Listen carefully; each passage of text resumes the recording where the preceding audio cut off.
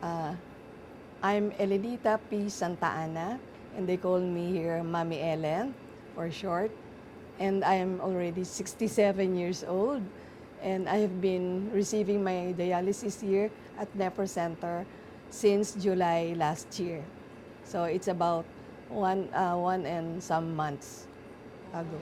And then what encouraged you po to do the 3 times a week dialysis treatment here at Nephro Group?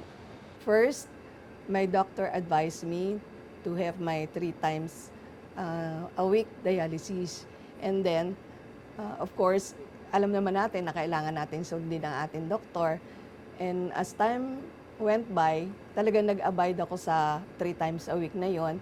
And hindi ako nag-miss kahit isa. Nagpa-reschedule lang ako for 1 week na maiba naman. Pero 3 times pa rin. 3 times pa rin na talagang nakakatulong siya, beneficial. Kasi there are times na pag halimbawa Sabado, uuwi ako ng Batangas, siyempre, chika-chika. So pagdating dito, medyo puno na. So ang ganda-ganda pag 3 times kasi parang every other day. So yung malaking hatak pag Lunes, pagdating na niya na Miyerkules or Friday, medyo kung hindi man linis lang siya, napakaliit na lang ng kinukuha na tubig. Kumbaga sa aming mga kidney patient, yun ang crucial. Yun ang crucial. Okay, ma'am, thank you so much for your time and for sharing your wonderful experience here at Nephro Group. And thank you din sa Nephro.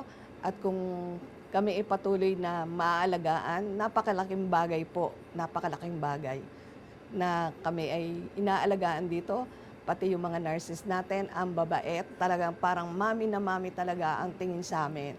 Mami, daddy. Talagang nakakataba ng puso ang pag-aalaga sa amin. Ayun. Thank you so much po, Mami.